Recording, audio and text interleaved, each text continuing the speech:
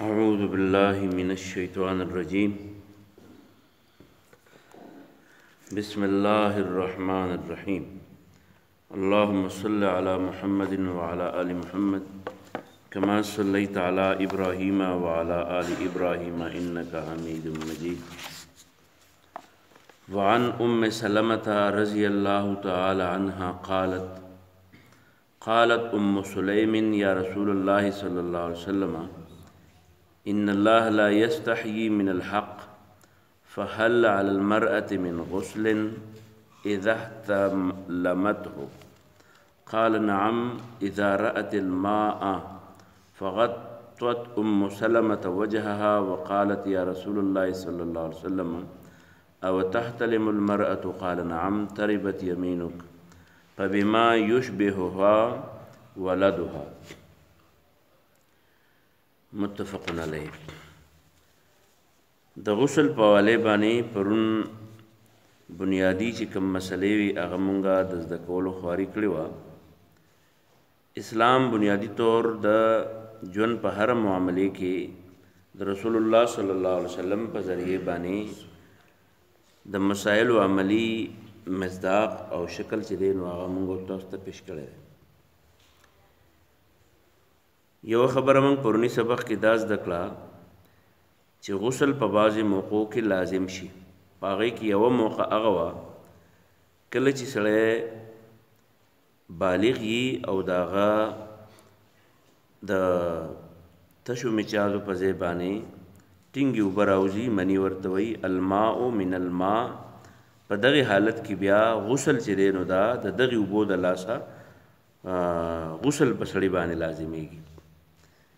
دویم په هغې کې دا چې اذا جلس احدکم بین شعابها الاربع ثم جهدها فقد وجب الغسل. کله چې خاوند ښځه د یو بل سره میلاو شي نو په داسې حالات کې بیا غسل لازم شي. دریم هم دا زده کړه چې حضرت سلمه رضی الله تعالی عنها په خپله د المؤمنین دا هغه وایي زه ناسته ومه د انصارو یوه زنانه د سلیم په نوم باندې رضی الله تعالی عنهما. سلیم دا داسې زنانه وه چې دا د کلي مالداره زنانه وه، مشرم وه. د دې یو خاوند و. هغه خاوند چې و نو هغه مسلمان نه و او سلمه مسلمانه وه. نو دی خپل خاوند ته بار بار دعوت ورکاو چې مسلمان شه مسلمان شه. اخر دا چې د دې د خاوند لاړو او په شام کې مړ شو. چې کله بیا دا کونډه شوه نو د مدینې نور انصار چې وو نو هغوی مختلفو خلکو د دې سره د نکاح کولو پیغام ورکو. حتی دا چې ابو سلمه په نوم باندې یو صحابي رسول دی، هغه د سلیم ابو طلحه په نوم باندې یو صحابي دی، هغه د سلیم سره د نکاح کولو اراده چې وکړه نو سلیم ورته دا شرط کېښودو چې که مسلمان شوې جو واده به د سره وکړم. نو هغه بیا مسلمان شوی دی او چې مسلمان شو د دواړو په منځ کې نکاح شوې ده او د هغې بیا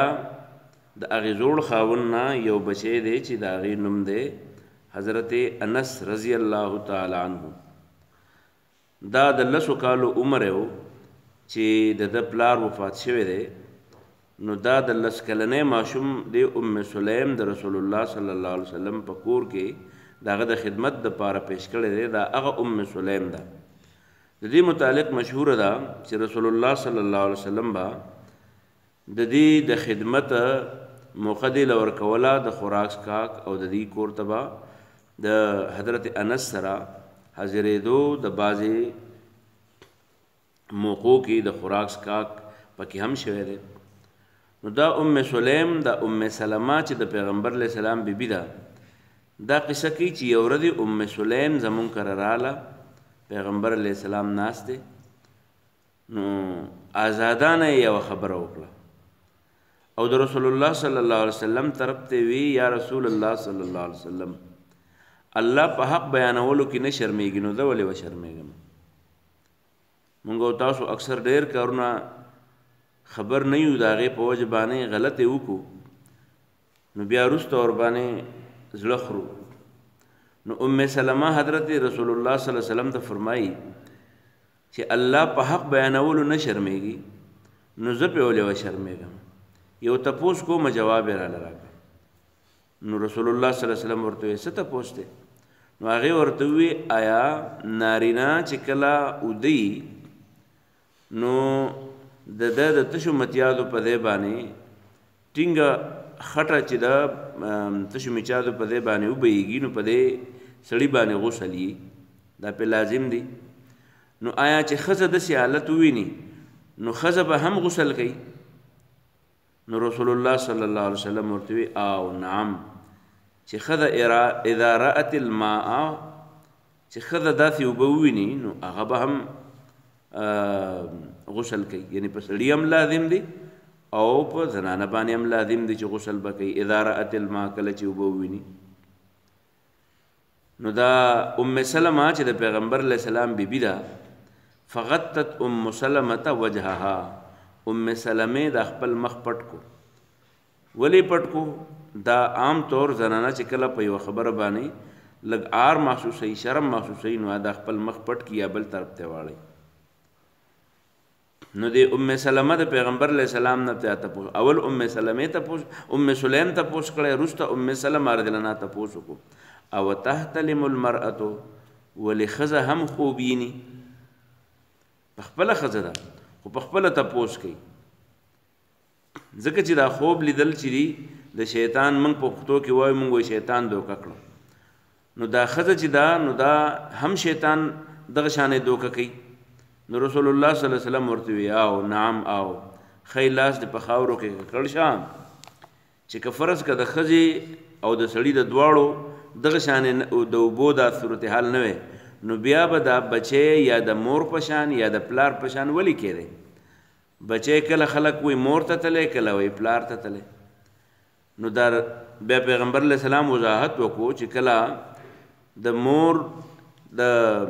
کم چې دی نو هغه مخکې رحم ته لاړی شي نو بیا دا بچی د مور په شکل راځي او د مور خوینه ور پکې ډېر او چې کله د پلار وبو رحم ته مخکې لاړی شي نو بیا یا غالب شي نو بیا دا بچی د پلار په شکل یعنی د پلار هغه خاندانی خوینه چې دینو دا پاغه کې بیا منتقل شي په دې وجه باندې خلک ماهرین نفسیات وایي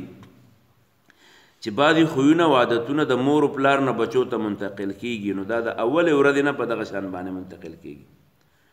نو عن ام سلمة رضی الله تعالی عنها ام سلمہ ام المؤمنین رضی الله تعالی عنها فرمائی قالت داوی چې قالت ام سلیم رالا او پیغمبر علیہ السلام ته یا رسول الله صلی الله علیه وسلم اے الله پیغمبره ان الله تعالی لا یستحیی حیا نکی یعنی نشرمیږي من الحق د حق د بیانولونه نو دم ته پوس کوم په هل علی المرأه ولشتف خزبان من غسل اذا احتلم علمت کله چې دا خذ خوب ویني په خوب کې دا ثاني وشي قال رسول الله صلی الله علیه وسلم تو نعم او اذا رأت الماء کله چې وبویني فغتت نو ام سلمہ پټ کو وجهها خپل مخ د شرمنا وقالت او وی یا رسول الله صلی الله علیه وسلم او تحتلم المرأه ولخذ هم دغه شان خوب ییني قال نو پیغمبر علیہ السلام تو نعم او تربت یمینو کا خیلاس د ککړ ش په خاورو کې بما یشبهها نو بیا څنګه یو شان کیږي د دې سره ولدها او بچی لري متفق علیه وزاد مسلم بروایت ام سلیم انما الرجل غلیظ ابيض د سړی وبچینو د سپین رنگ راوړي و ماء المرأه رقیق اصفر او د دننو بچینو الګ نرمي او دا زړ رنگ راوړي پمن ایهما علا کم یو چې اول شي نو یکون منه التشبه شبه نو داغه په وجبانی بیا د بچی شکل جوړیږي دغه شان حضرت عائشہ رضی الله عنها ام المؤمنین اغم دغه شان وقصه نقل کړي او معلومیږي دا چې دا حضرت عائشہ او حضرت ام سلمہ دا دواړه په یو محفل کې په کور کې ناست دي ام سلیم راغلی دا دغه چې هغه وخت ذکر کوي عائشہ فرمایي رضی الله عنها ام المؤمنین چې کان رسول الله صلی الله علیه وسلم رسول الله صلی الله علیه و آله وسلم ته به د غسل کاو نو د غسل طریقې سوا منګو تاسو کې چې د کور معمولی خبره څوک بهر وکي نو خلک سونه خپي خود رسول الله صلی الله علیه وسلم د ډیرو بیانو وجه سوا دا ځکه چې رسول الله صلی الله علیه وسلم نارینه او زنانو ته د اسلام مسلې رسول ضروري لکه په دې دور کې نارینه د جمعې خطبو لذي پادیره کې وته مولوی صاحب لګیای نو زنانه خو نه دي نو زنانو ته علم کمی نو د زنانو د پاره د مدرسې او د پوهې ضرورت خو ډیر دی په نسبت د نارینه او ځکه چې د زنانو په غیږو کې خو ثابت نسلونه لویږي نو که مور پوهه نه نو بیا به بچی دغه لویږي دا لا علم او جاهل به مولویږي نو رسول الله صلی الله علیه وسلم په نکاح کې ډېری بیبیانې وې د دې لپاره چې د رسول الله صلی الله علیه وسلم ټول عمل هغه خلکو ته وښیي نو دې عمل ته وګوره حضرت عائشہ رضی الله عنها د پیغمبر علیه السلام بیبي ده او ام سلمہ رضی الله عنها هم بیبي ده دواړه د رسول الله صلی الله علیه وسلم د غسل طریقه ښیي چې رسول الله صلی الله علیه وسلم به څنګه لمبل نو حضرت عائشہ فرمایي چې کان رسول الله صلی الله علیه و آله وسلم رسول الله صلی الله علیه وسلم به اذا کله چې اغتسل لمبل به من الجنابتی د جنابت نه یعنی فرض غسل به کاو نو بدأ نو شروع وکړه فغسل یدیه اول خپل دواړه لاسونه ووینځل او ثم يتوضأ كما يتوضأ للصلاة څنګه چې د اودس د مونږ د پاره کوي دغه شان اودس به بیا اول به لاس وینځل بیا به اودس وکړو اودس نه مراد د استنجا نه والا د خپو د انځلو پورې اودس به وکړو څنګه چې اودس کوي د مانځه لپاره ثم يدخل اصابعه في الماء بیا به ګوتې په اوبو کې وردننه کړي او په يخلل بها اصول شعره او کم یخته چې داغه د سر یا داغه د ګیری به نو پاغي کې به دا ګوتې دننه کړي د چې دا اوبو د پوستکي ته ورسي ثم يصب على رأسه بیا به د ټولو ناول وب په سر راواړي نو سر بیلون ثلاث غرفات درې چونګه به پر درې لپه به پر راواچي درې درې به په براواچي او چې سر به ویل نو ثم يفيض الماء على جلده كله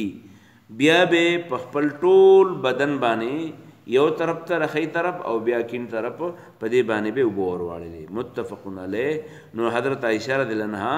مونږ ته رسول الله صلی الله علیه وسلم د غسل طریقې وخودا چې اول بسړی او دسو کی سبب کی صحابه او دس بو کی څنګه چې د منظر لپاره سړی او دس کی او دا غي نرسته اول بسو وینځي سر او د سر نرسته او بیا څه چلو کی اول بخی طرف باندې وبراواچی بیا پکین طرف باندې او ټول بدن بسکی په دې ټول پوستکه بلون کی بس دقه د جنابت نه د پاکیدو غسل شو حضرت ابن عباس رضی الله عنه دا د ترور دا میمونه رضی الله تعالی عنها دام د پیغمبر علیہ السلام بیبی ده نو دا حضرت عبداللہ ابن عباس دا غی خبر نقل کی حضرت میمونہ رضی اللہ عنہ یو دلیو فرمایل چې وضعت للنبی صلی الله علیه وسلم غسلا ما رسول الله صلی الله علیه وسلم لا د غسل اوبه ویوړي هغه لمبل غختل نو چې د غسل اوبه مې ولا ویوړي نو سې په کول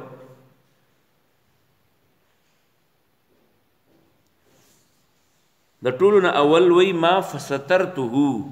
داغه د پردې تنظیم مې وکړ چې په کوم ځای کې غسل کاو پرده مې راواچله چې هغه پټ شي نو د ښځې او د خاوند خو د یو بل نه پرده نه کېږي نو ما ده ته کتل چې د غسل څنګه کوي ځکه چې امت به سباله د غسل تپوسي نو چې د غسل طریقه وښیم امت ته نو ما رسول الله صلی الله علیه وسلم ته وکتل نو فسترته بثوب نو وثبت علی یدیه د ټولو نه اولی اوبه راواچلې په خپلو دواړو لاسونو فغسلهما دا دواړه لاس یې ووینځل ثم صب علی یدیه بیا یې په لاس اوبه راواچلې نو ثم صب بیمینه علی رأسه بیا یې اوبه راواچلې په ښی لاس باندې بیمینه علی شماله د ښی لاس باندې اوبه راواچلې په کیڼ لاس مخکې خو به د لوټو نظام داسې په تال کې یا په منګي کې پرتې دي اوبه نو په دې ښی لاس یې اوبه راواچېلې او دا ګس لاس یې داسې ووینځه او چې دی ووینځه ځان یې لوند کړو د ټول ناول د تاسو اوس اکثر خلک لیټرینونه استعمالوي نو لیټرین ته ورشي نو دا واړه اړو یې لاس اینځي نه خو بس ایسته اوبه راوالي او په ځان یې راواچي او څښا لاسو باندې ځان وچ کړي او بیا اوبه راواچي په لاس بېرته منډې کړي نو چې بېرته منډې کړي بس بیا لړ شي نو هغه بیا بیماران شي دستونه ورباندې لګي الټۍ ورباندې لګي ولې لګي د صفایي تنظام نه کوي نو ګور رسول الله صلی الله علیه وسلم څنګه تنظام وکړو دی حضرت میمونه دا قصه څنګه کوي وایي په ښی لاس یې اوبه راواچېلې په دې کیڼ لاس باندې نو چې د اول لاس ووینځل د هغې نه وروسته بیا استنجا وکړه فغسل فرجه بیده نو بیا یې په خپل شرمګاه چې دا یعنې هغه یې ووینځه یعنې اودس دغه یې وکړه استنجا یې وکړه خو د استنجا نه وروسته فضرب بیده الارض بیا یې دا لاس په ځمکه وواهو او چې ځمکې ته یې راخلاص کړو نو په مسحها دا لاس یې د دې ځمکې سره ولګاو داسې دا ځمکه باندې چې دا لاس ولګي نو د دې دا کوم بدبویي چې ده د ځمکې د دې خاورې سره میلاو شي چې میلاو شي د لاس نه بدبویي لاړه شي نو دا لاس یې په دې ځمکه باندې راښکودو رسي چې لاس یې په ځمکه راښکودو نو ثم غسلها بیا د هغې نه وروسته چې په ځمکه باندې لاس راښکودو بیا یې دا لاس ووینځل لاس څو ځل وینځل شو دوه ځل یو د استنجا نه مخکې یو د استنجا نه وروسته دا یې ووینځه په دې وخت کې که سړی صابون استعمالوي د دغه په ځای ځکه چې لیټرینو کې خو هغه شانې اوس د خاورې یو د استعمالېږي یا خو چې سړی لیټرین نه بیا مختلف ځګونه استعمالېږي نو صابون سړی استعمال کړي چې ښه ځان پاک نو بیا یې چلو کو ثم غسلها نو په مزمزه د هغې نه وروسته بیا خولې ته اوبه واچولی موږ ورته غړغړه وایو بیا د هغې نه وروسته ونستنشقه او بیا یې سپېږمو ته اوبه واچولی یعنې سپېږمې اخیره حده پورې ویندلې او د هغې نه وروسته وغسله وجهه بیا یې خپل مخ ووینځلو څنګه چې په اودس کې سړی مخ وینځي وذراعیه بیا یې خپلې سنګلې ووینځلې څنګه چې سړی په اودس کې سنګلې وینځي ثم صب على رأسه بیا یې اوبه راواچېلې په سر باندې او سر یې ووینځه او د هغې نه وروسته وافاض على جسده او بیا یې اوبه راوبهیولې په خپل بدن باندې استنجا نه وروسته د اودس په شان روانو په اخر کې سر ووینځو بیا یې څه وکړه بیا یې په ټول بدن اوبه راواړلې خو خپې لا نه وینځلې ځکه چې دا خپې وینځي نو خو د اوبه بېرته په هغې ورځي څه ضرورت یې نه نو لهذا خپې وروسته کړه چې خپې وروسته کړه نو بیا یې چلو کو بیا یې